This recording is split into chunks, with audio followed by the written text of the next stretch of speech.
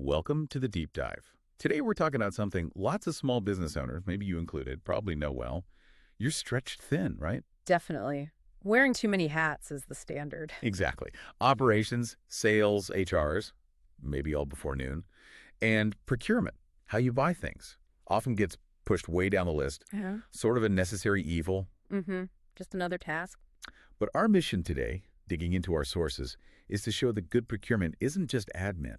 It's actually, and this is key, a margin protector and growth driver. Right. It's strategic, even if it feels operational. We're looking at how just setting clear rules for buying stuff can stop cash from, well, just leaking out. And for a small business, let's be clear, good procurement doesn't mean some huge complex department. Forget that. No bureaucracy. None. Oh. It's really about lean, transparent processes. Yeah. Think of it as setting the rules of the game. Rules of the game, like what specifically? Simple stuff, really. Who gets to approve a purchase? What spending level needs, say, the owner's signature?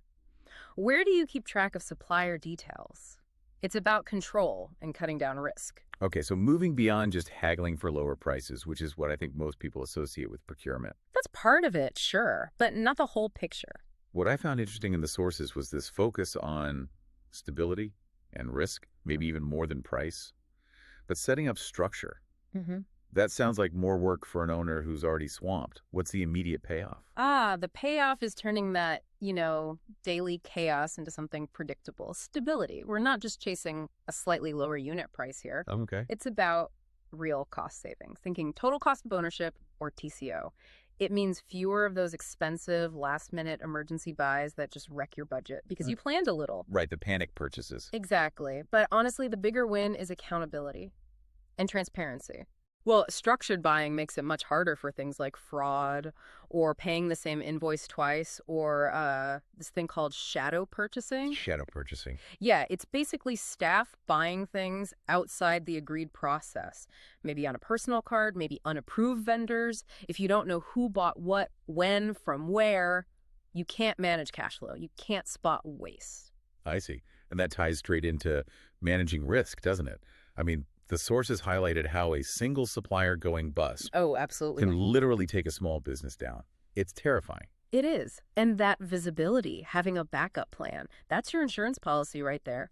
Knowing you have alternate suppliers, having clear contract terms filed away somewhere accessible. It stops you being caught completely flat-footed. Precisely. That foundational stability, that's what lets you grow without constantly looking over your shoulder. Secure growth. Okay, so the value's clear. Yeah. Stability, cost control, risk management. But the how is always the hurdle, isn't it? How do you implement this without drowning your team? The sources seem to agree on a few key first steps. Yes. 3 really critical early actions. First, accountability. Someone has to own purchasing. Even in a tiny team. Especially in a tiny team. Doesn't have to be their only job, but someone needs to be the go-to person. Yeah. Responsibility is crucial. Second, standardize the process. Keep it simple. Like a checklist. Exactly, a basic workflow. Someone requests something, it gets approved, you issue a purchase order or PO, goods are received, then payment. Document it. Hold on, a purchase order. For a small operation, isn't that just more paperwork we're trying to avoid? See, the PO isn't just paper. It's your protection. It's the document that locks in the price, the specs, the terms before anything happens. Okay. It prevents disputes later, stops that quiet price creep on invoices. It's really important. And the third step, build partnerships. With suppliers. Yes. Treat your key suppliers like the strategic assets they are. Share basic forecasts if you can. Communicate openly. You'd be surprised how often that leads to better terms, more flexibility when you need it. That structure sounds good. POs, assigned responsibility partnerships. Yeah. But managing all that, Yeah. if it's just floating around in emails and spreadsheets, doesn't it eventually just fall apart? Especially if you grow. It does. Spreadsheets hit a wall pretty quickly with complexity. That's where tech comes in, not as an obstacle, but as an enabler. But tech costs money, right? Yeah. Small businesses don't always have budget for fancy software. Well, yes and no. We're talking affordable cloud-based platforms now. They're designed for flexibility for smaller operations. They solve the scaling problem mainly through 2 things. Centralization. So all the data suppliers, contracts, prices in one place. Right. And automation. Things like automating quote requests, approvals, even matching invoices to POs and receiving documents. Three-way matching. Exactly. That kind of automation gives you high-level visibility, like through dashboards, showing where the money's going without needing a dedicated analyst watching every penny. So connecting it all back, good procurement isn't a cost center you tolerate. It's the framework that protects your cash, manages risk, and actually lets you scale your business securely. Precisely.